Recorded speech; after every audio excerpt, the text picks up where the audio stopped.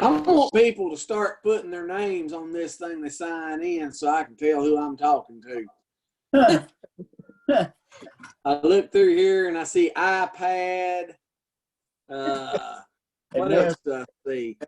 Admin. I got 2 admins. I don't have a clue who those people are. Admin as one of the admins. There's an iPhone. I see admin. Of course, mine says iPad. So I've got the pink. I'm the pink iPad. On mine. Mine's an admin. Yeah, Alan's an admin. Alan's the admin. Yeah. Mine is too. I don't know how to do anything about it.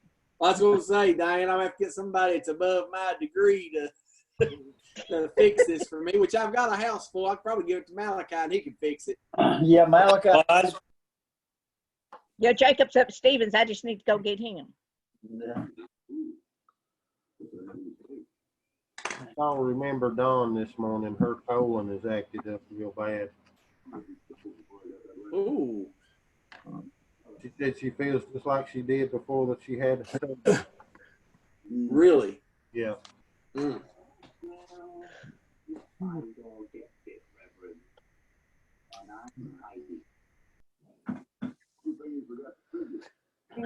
All right, and my wife tells me that it's time to start the show. So 10:15. Just remember Vicky today. This is a bad day for her. Yeah. Remember that, family. Remember Alan's request. But anybody else while we're taking up, we'll just roll with that. My sister has a bacterial infection. That's what's the matter with her. What's her first name again, Vernon? Lucy. Lucy. I couldn't remember it. McLaughlin, I can remember, which is usually just the opposite. She's had a hard time the past month or so. Love her heart. Remember Jackie and the girls.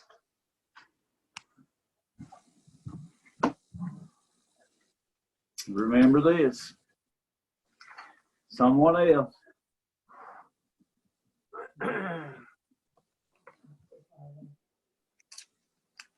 Y'all remember Daniel? He's still working. I think it's taking a toll on his nerves right now. So just remember him. Remember Brianna? She's about to have a breakdown too, and she don't go back to the 18th of May. Is she doing anything, Diane, or? No, she's staying right here at home, just helping Stephen clean cattle trailers and cleaned off his porch. But she has stayed home. Yeah, well, that's good. That's good. Anybody else then? She's doing cattle hauling with him every time he goes. Right, she's traveling with him. Yep. Well, that's good. That's good time for them to spend together. Y'all remember Tracy and Todd and Liz and Riley. Just remember them. I never thought I'd see the day Brianna wanted to go back to work. I feel her pain. Yeah. I never thought I'd hear Nina complain about working from home either. I'm ready to go back to work. I need to see my kiddos. All right. Me too, Nina. I need to see my adult kiddos. There you go. It's hard to work from home. I can't get a hold of them. They You sleep can't- 1 or 2 o'clock. All right. Anybody else? Remember the nursing home people and their staff. They'll make good decisions. That's right. Remember these folks in the nursing. In our nation as a whole. Yeah. Remember now. Anybody else? All right. We'll move right on then. And if you've not caught on by now, we're in the book of Lamentations. Some of you that are on Facebook Live or whatever might have joined us today. And if you're new to our group or our church, we'll call it, you know. We are studying through the book of Lamentations. Why we ended up in Lamentations, God only knows, but it seems like that it was for such a time as this that we landed here. Just like before this book, we were in the book of Jonah. That was, you know, the idea for that was planted in my head by another individual that God had a hand in. I'm fully convinced. And here we are now in the book of Lamentations. We're in chapter 2 this week. And whether or not we'll get all the way to the chapter, you know, time will tell. And so you found your place in your Bible. As usual, we'll start out with prayer this morning. Father in heaven, Lord, thank you for the chance to study your word. Lord, the chance to assemble together, Lord, in a different fashion that we have ever been accustomed to before. But Lord, your word said where 2 or 3 are gathered together. And Lord, we are definitely gathered together here this morning. May you give us from your word what you have us to partake of, Lord. Lord, these names that have been lifted up this morning, you know each and every circumstance. And Lord, we do pray you touch each one, Lord, as you see fit. Lord, we don't always understand your way, but Lord, we know that you know the best. Guide us now, Lord, and keep us, Lord, from what we should refrain from, and help us to accept wholeheartedly what you want us to have. In Jesus' name I pray, and amen. Amen. All right. Clean the windshield off, little hair. All right, Lamentations chapter 2 says, How hath the Lord the daughter of Zion with a cloud in his anger, and cast down from heaven unto the earth the beauty of Israel, and remembered not his footstool in the day of his anger. Says, the Lord hath swallowed up all the inhabitants of Jacob, hath not pitied. He hath thrown down in his wrath the strongholds of the daughter of Judah. He hath brought them down to the ground.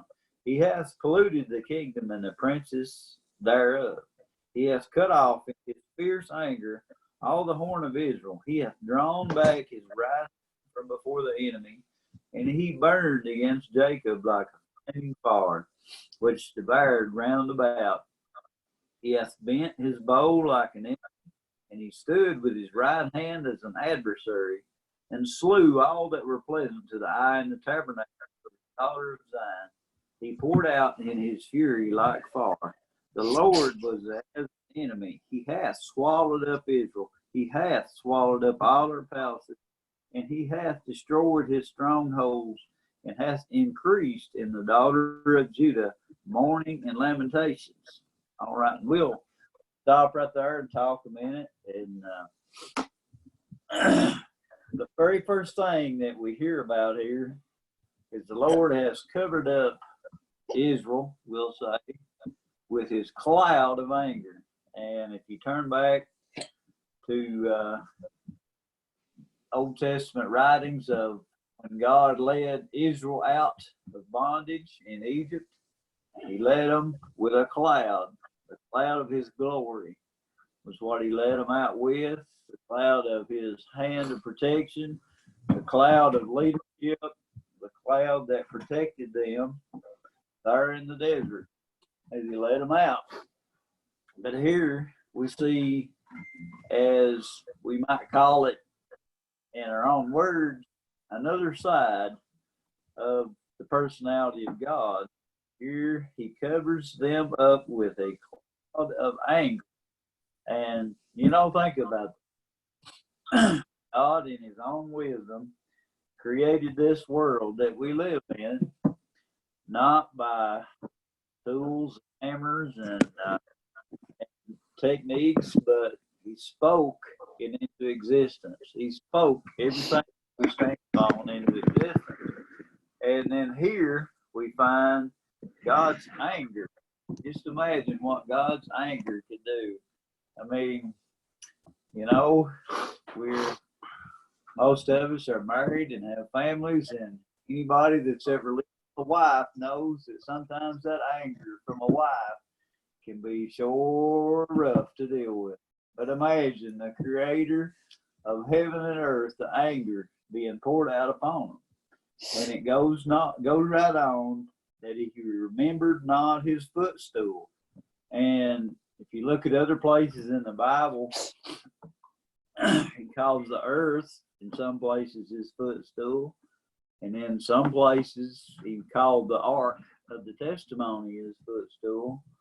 But what we're talking about here, I feel like, is the temple. The footstool of God would have been most likely the temple and what we're looking at here. And, you know, sometimes when you get mad, you might kick something to the side. I've been a little guilty of that before. And if some certain people are watching, they have witnessed it firsthand. You know, you kick something and you kick it out of the way, your anger, and just picture the God of creation just kicking that temple out of the way, that temple that Israel had so polluted, that temple that had been used contrary to what it was intended for. And here's God in his anger kicking things out of the way. And then moving right on, it talks about the Lord has swallowed up the inhabitants of Jacob, it calls it. And think about that. Talked about in a lot of places in the Bible, when an army came in, it would talk about them swallowing up the land, swallowing it up, all the resources, the people, the lives, swallowing them up. And pay real close attention to this now. It does not say down through here that, you know, Nebuchadnezzar's army swallowed up Jacob.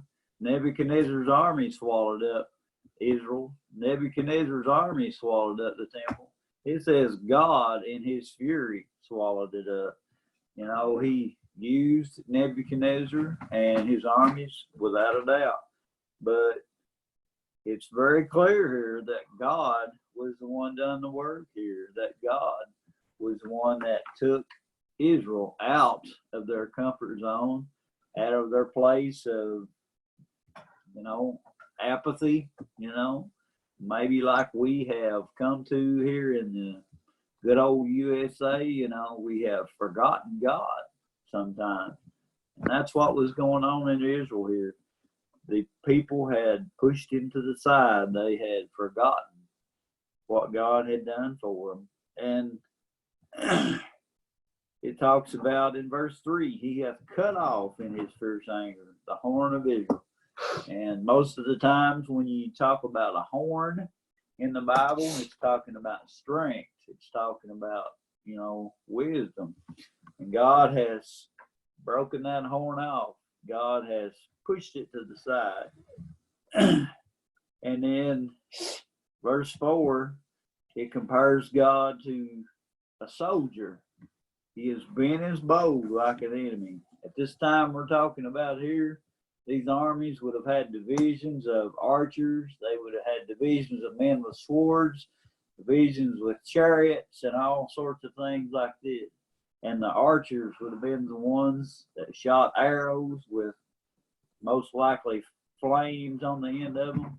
And everything they stuck in was on fire from that point. And it compares God to an archer. He has bent his bow like an enemy. And, you know, think about that. God is a soldier like no other that has attacked Israel, that has broken down the temple, broken down the city walls, and like an enemy, he says, and he hath swallowed up Israel. Verse 5 says that God has came in and swallowed up Israel. And, you know, when God is on our side, no one can stand against us. But when God is your enemy, what chance do you have? And that's what Jeremiah is comparing them to here, God being Israel's enemy. And what chance do you have against an adversary like God?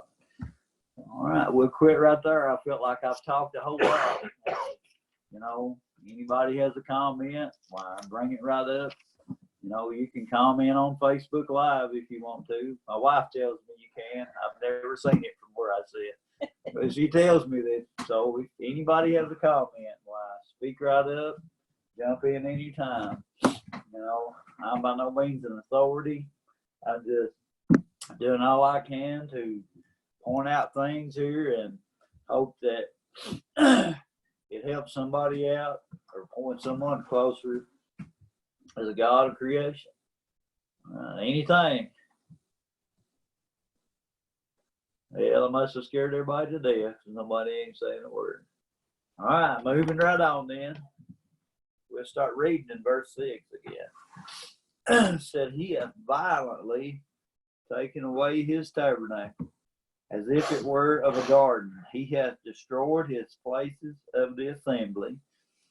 The Lord hath caused the solemn feasts and the Sabbaths to be forgotten in Zion, and hath despised in the indignation of his anger the king and the priest.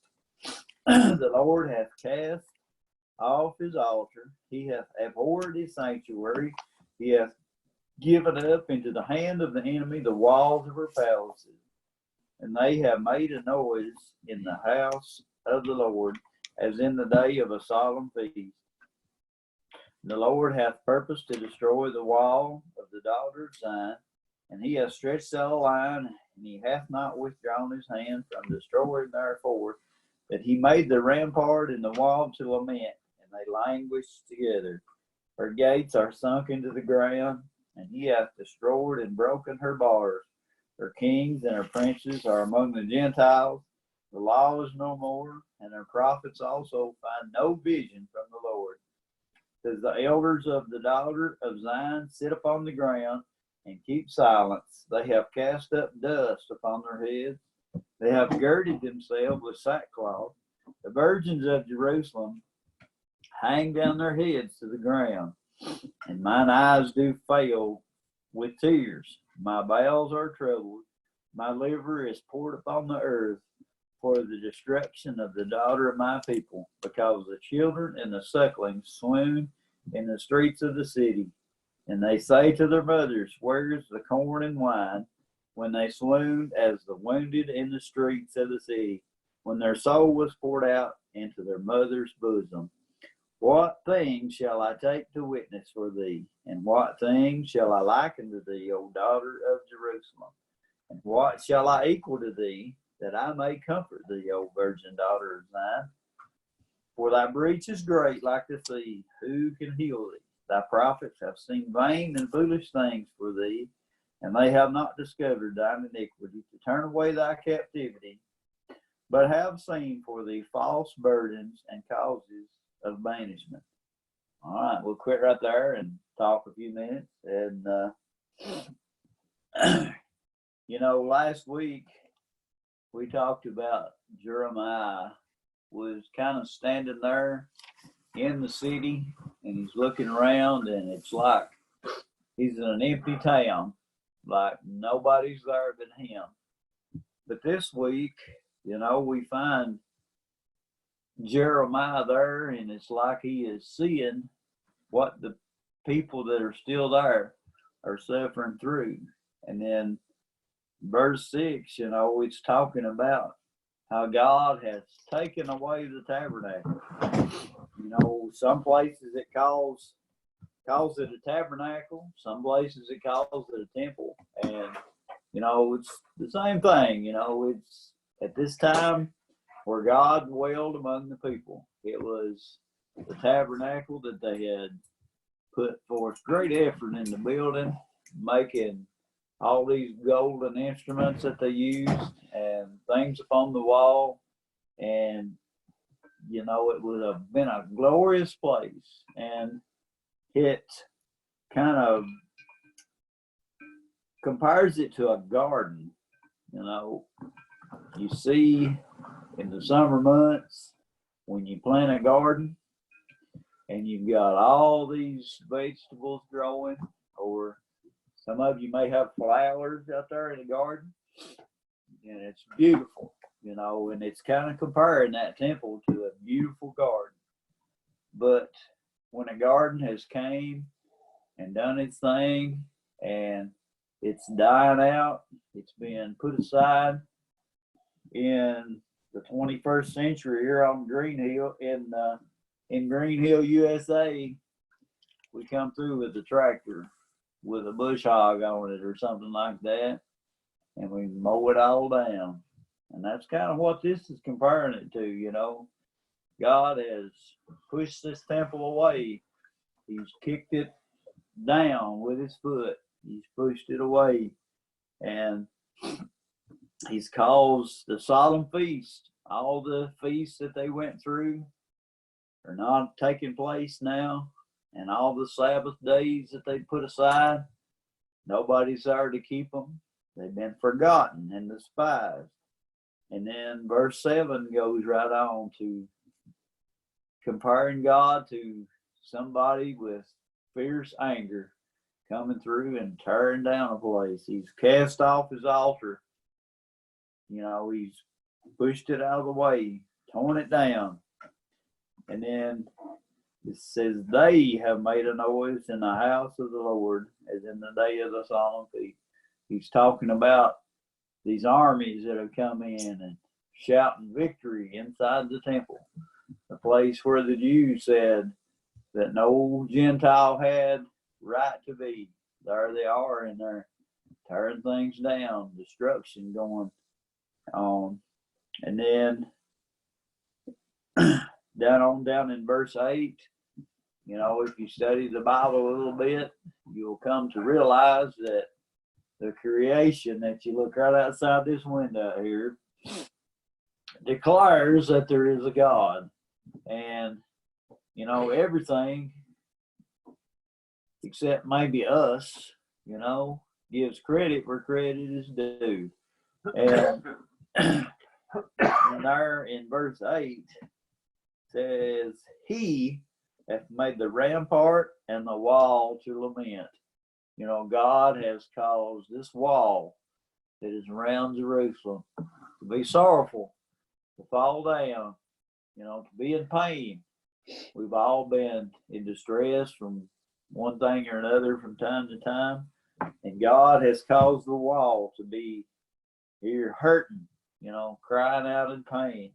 Talks about the gates sunk into the ground, the bars bent, destroyed, and then it talks about her kings and princes that have been carried off among the Gentiles. If you look back into Jeremiah's writing, you find the king that tried to get away. You find out that the Gentiles that overtook the walls of Jerusalem captured the king and killed his family right in front of him, made him watch it all.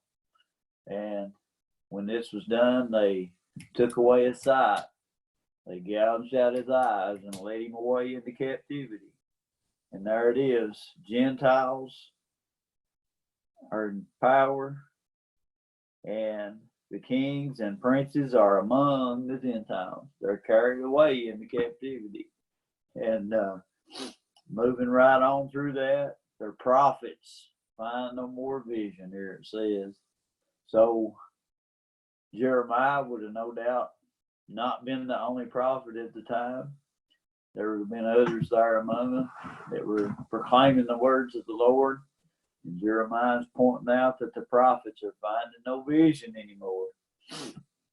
And then verse 10, the elders, you know, we have elders today. We'll call them old men, call it what it is, you know. You know, we read in biblical accounts of kings that called young men to be advisors for them. And we know how it turned out for them. But we also find kings that chose wise gray-haired men, to advise them. And the elders of the daughter of Zion, verse 10 says, are sitting on the ground. And anytime you find them in Jewish accounts where they're sitting on the ground like this, and they have dust on their head, and they're silent, that means they're sad. They're heartbroken. They're sitting there with dust on their head, and they have sackcloth on, it says. And the virgins of Jerusalem hang their heads to the ground. That's referring to the young people, those young ones that look up to these elders, the ones that look up to these elders. Most of the time when you see virgins, it's talking of young ladies, but in this account, it's most likely referring to young people in general. The ones that are there are hanging their heads to the ground. When sadness comes upon us, we'll most likely hang our head down. And that's the place they are. And I don't mean to paint a picture of gloom and doom this morning, but that is what Jeremiah is seeing. And this destruction that's come to Jerusalem has come from the hand of God that has been opened up on them, and he's just cleared out the land. He's kicked the temple down, you might say, and he's angry with them. And that's the place where he's at. And then Jeremiah, he's kind of giving us a look into his heart right here. Verse 11, it says, mine eyes do fail with tears. So Jeremiah, his heart broke, crying his eyes out over what he's seeing. And then verse 11 talks about Jeremiah crying. And why is he crying? Because of what he sees. It says, because the children and the sucklings swoon in the street of the city. I see down there this morning, I see two grandparents with a little child sitting right between them in front of me. And, they're in their happy place there. I made a grandma laugh right there. But anyhow, grandma and grandpa are sitting there with that little child between them. And, these sucklings, these little children that Jeremiah is talking about, probably knew them personally, probably knew their parents personally. But he sees them in the city streets there, swooning, it says, swooning. What does that word mean? That's an old word that nobody uses anymore. Swooning means you're in pain, you're in anguish, you're hurt, you're falling down, and you're having a hard time with where you're at. And that's what Jeremiah's seeing. And it says, they say to their mothers, verse 12, when that child that I'm looking at right there, when he gets hungry, what does he say? If mommy's there, he calls upon mommy, he calls upon grandma or whoever there. He says, I'm hungry and want something to eat. And verse 12 says just that. Where is the corn and the wine? Where's sustenance? Where's food? You look at what these people have been through. They were under siege for a year at least. And then how much time has passed between that and this? I couldn't answer that question. But here they are, desperate and hungry. And mommy and daddy cannot provide for them. And they're asking, where's the corn and the wine? They're in pain. They're hurting. And then, Jeremiah talks about what he's seeing here. He's sick at his stomach, it says. My bowels are troubled. My liver is poured upon the earth. He's sick for what he sees. And all this that's going on to thee, says in verse 13, what shall I equal to thee that I may comfort thee? Jeremiah's asking him, how in the world can I comfort you? How in the world can I speak an encouraging word to help you through this? He don't have the words. We've all been there. You want to help somebody, but you just don't have anything to say. And then Jeremiah is also pointing out in verse 14 about the prophets there at the time before this come to pass. If you go back and you read through Jeremiah, you'll find prophets that were prophesying things that everything's going to be okay. Everything's going to come out just right. Israel's going to prosper. But Jeremiah is pointing out that thy prophets have seen vain and foolish things. They've told what, for lack of a better word, they've told them what they wanted to hear, not the truth. And then Jeremiah's pointing that out here. And here's the picture that we see in Jerusalem at the time of destruction, of hunger and death and pain. And that's what Jeremiah is seeing. All right. Anybody got anything to add? Hey, Keith. I wrote a couple things down here as you was talking that I was noticing. And we're talking about bouncing back, starting back in verse 6 with the judgment of God. And there seems to be a pattern to that. It begins in verse 6 and 7. He takes away the religion. He takes away the house of worship, the tabernacle. He kind of tears down the altars. In other words, he cuts them off from him, which is, I mean, tragic in itself. And then verses 8 through the first part of verse 9, talking about the wall. It's kind of like the army, the protection, those things that they were so big on and proud of themselves that they didn't worry about the outside world coming in on them because they had all that. And then verse 9, the last part of verse 9, verse 10, he starts carrying away the political leaders, the ones who had made decisions and stuff. And it just seems like it just goes on and on through that step by step, how God, it wasn't just, it was just, everything happened at one time, but there's a pattern to that God takes away. And I keep thinking about, with us even today, that pattern's kind of, that's kind of there, taking away not really taking away our places of worship, but certainly limiting us in our places of worship and stuff. And as much as we have struggled here, just on that alone, the change that we've done, we've gone from live to virtual, and it's been rough. But can you imagine how rough it would be to be taken away totally? And that starts with that. But it's not just the spiritual thing that he took away. He also took away all the physical things as well. He did.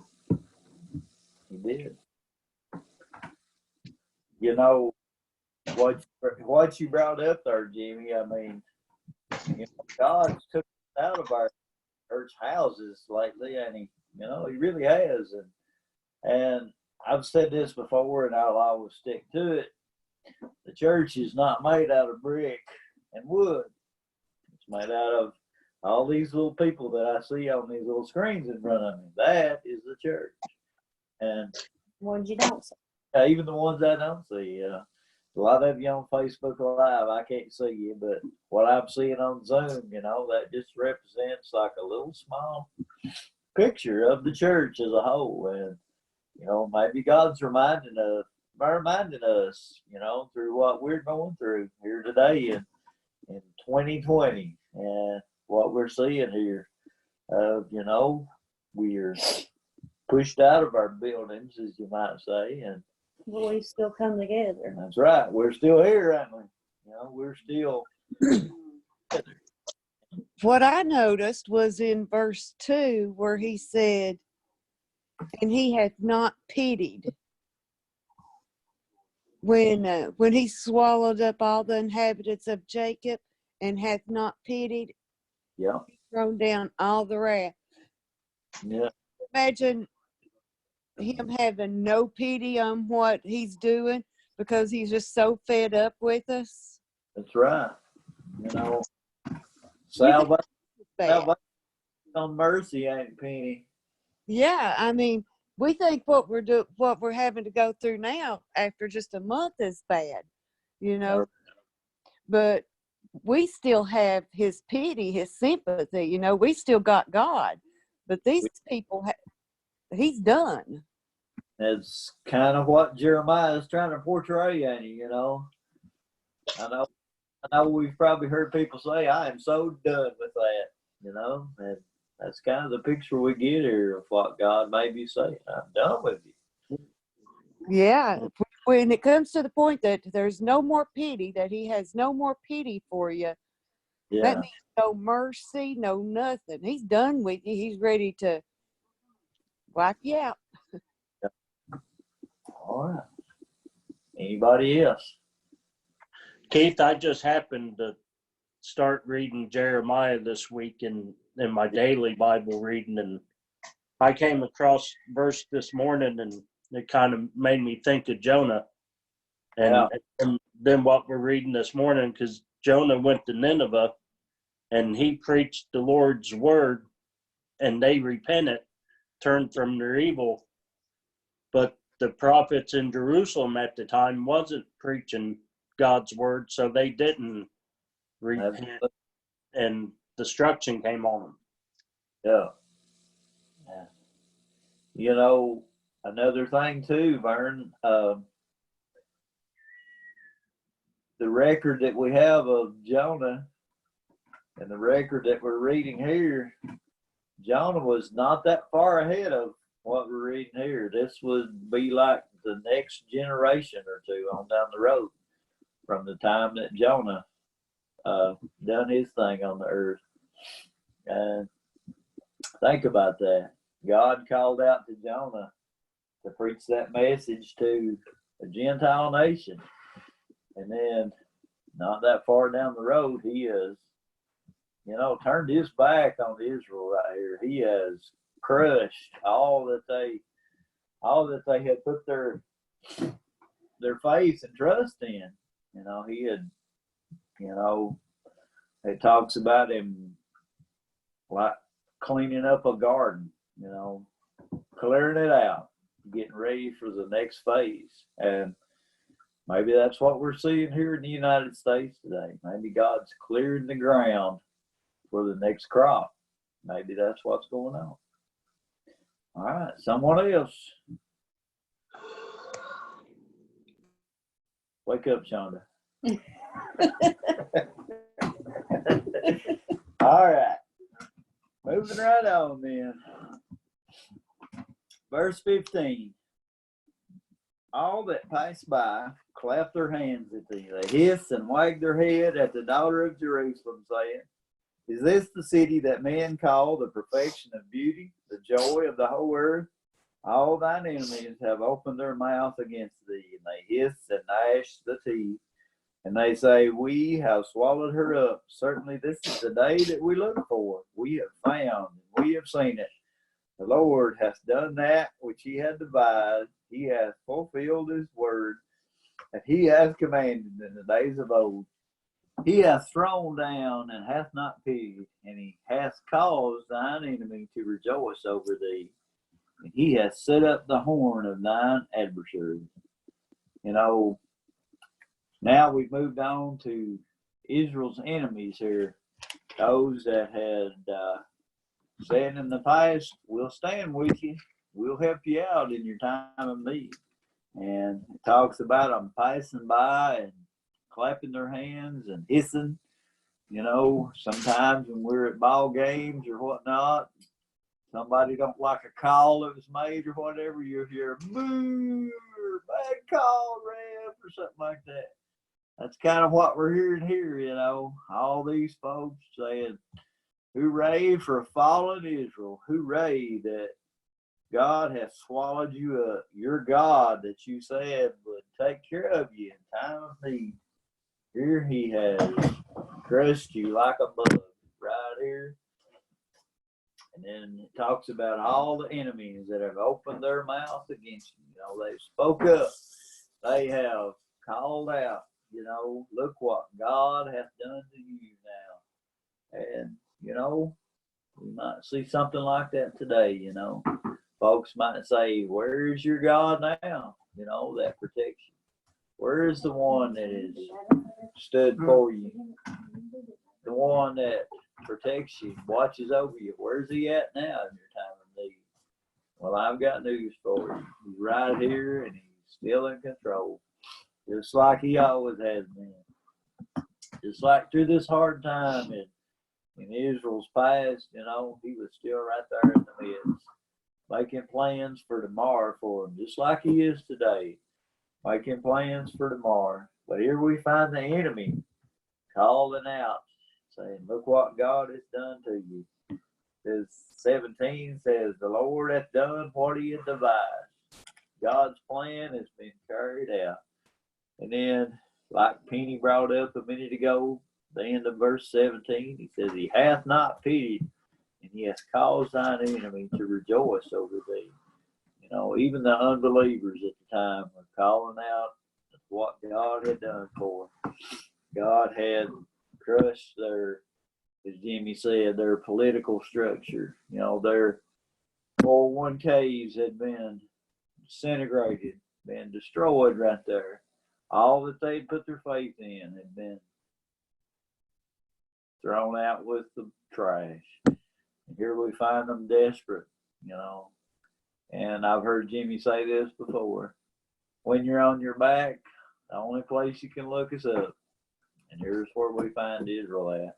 The only place they can look up is up. All right. In verse 18, we'll try to get through the rest of this. And then says, their heart cried unto the Lord, O wall of the daughter of Zion. Let tears run down like a river day and night. Give thyself no rest. Let not the apple of thine eye cease. Arise, cry out in the night, in the beginning of the watches. Pour out your heart like water before the face of the Lord. Lift up your hands toward him for the life of thy young children that faint for hunger in the top of every street. Behold, O Lord, and consider to whom thou hast done this. Shall the women eat their fruit, and the children of a span long? Shall the priest and the prophet be slain in the sanctuary of the Lord? The young and the old lie on the ground in the streets. My virgins and young men are fallen by the sword.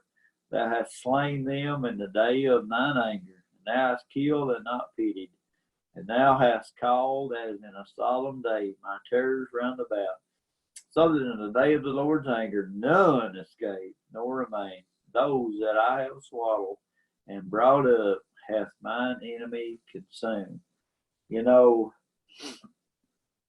verse 18 and 19 kind of sounds like it's coming from the enemy. You know, it's coming like call outs to God. You know, is he going to hear you now? It's like they're taunting him. Like the enemy is calling out to him. Pour out your heart, it says, like water before the face of the Lord. And, you know, even if an enemy is the one that's calling that out, you know, that's pretty sound advice, ain't it? Verse 18 or 19 is, that is pretty sound advice.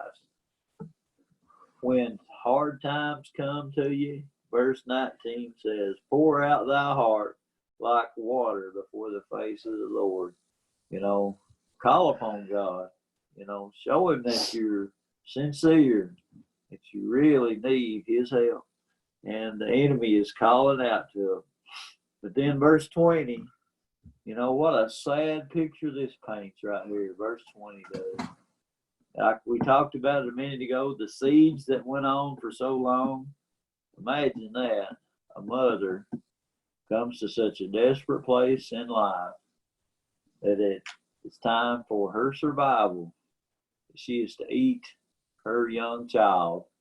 I mean, what a sad occasion that would be, you know, for life to get that desperate and that hard, for you to have to eat your child.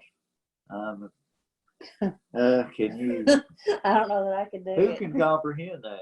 And my wife says, no way could she do it. But as we've heard JB say in the past, you know, would you? What would you do in that circumstance? When you were faced with desperation that much, what would you do? And that's where we find the people that are still existing and what's left of this wall. And imagine that picture. But I don't mean to be morbid. I don't mean to be gloom and doom this morning, but that is the place where Israel was at. They were that desperate. Here's the people that were left behind. And the young and the old lie on the ground in the streets. They were so desperate they couldn't bury their dead. There were folks laying their dead on the ground. Bodies were left behind that the soldiers had killed. And here they are. And, you know, the very last thought that we'll hear from Jeremiah in verse 22, the very last thing, says, those that I have swallowed and brought up hath mine enemy consumed. You know, anybody over the age of 40 can probably relate to that. You know, you see children, you see young people that now have children of their own, and you remember them when their mommy first come packing them on their hip, but now they're grown up. And that's what Jeremiah is getting across to us right here. Those that I've seen grown up, those that I've seen come up from a baby up to a young adult, those that have swallowed and brought up have my enemy consumed. You know, think about what Jeremiah said. He's seen his nation destroyed, and the whole chapter 2 kind of goes through Jeremiah's eyes, you know, his own heart of what he's feeling, how bad he's hurting for what he's seeing here. And, you know, where do we stand at that today? We see people that we love that are suffering with things of all sorts, you know, family that we want so desperately to hang on to give a hug. But you know what? We have to stay a distance from them. Nowhere near what Jeremiah was suffering through, but our own kind of suffering that we're going through today. All right. Anybody got anything else to add? Anything? Keith, that last verse too. Yeah. And you've mentioned, you know, what Jeremiah's seeing, what Jeremiah's looking at, what Jeremiah's witnessing. Yeah. Also look at that through God's eyes. Yeah. The last thing he says, those that I have swaddled. You know, it was God's wrath being poured out, but who was he pouring his wrath out on? He wasn't pouring his wrath out on the enemy per se. He's pouring his wrath out on his children. This was his children, the chosen ones. Chosen people, these were. Yeah. And you imagine the heartbreak of God having to take this harsh of a judgment to save his people. And you kind of think of today, and there used to be a term years ago called tough love. Tough love. You know, there's been a lot of parents whose children have gotten so far away that they've had to practice tough love. They've had to turn them over to the state, or they've had to be incarcerated, or they've had, you know, those kinds of things. And that just kind of gives an idea. That's kind of where God's at with this. We look at it from our perspective, but think about it from the Father's perspective, how his heart broke. Those that I've swaddled, that baby you described, you know, just that baby, just innocent, and watching them grow and providing and giving, and now having to turn away from them or let down the hedge around them and let the enemies take care of the situation. So I don't know, that's just something I noticed in that. Yeah. You know, tough love at its toughest right there, you know. I mean, God knows what real love actually is. We only got a glimpse of it, of what love really is. And God knows without a doubt what pure, true, undying love is. You know, God still loved these people. Loved them enough to, you know, pour out wrath upon them when they had it coming, apparently, because why else would God do it? You know, God in his own perfect will, his own perfect judgment, poured this out upon them. All right, anything else? Got any comments on Facebook Live? Nobody?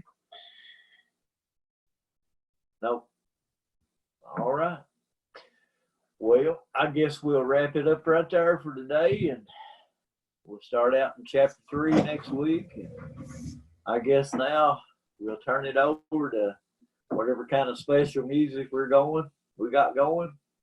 Nana's got that prepared here, and here we go. It's on our Green Hill Facebook page, but here is, if I get it to work. Hold on. Sister Boo.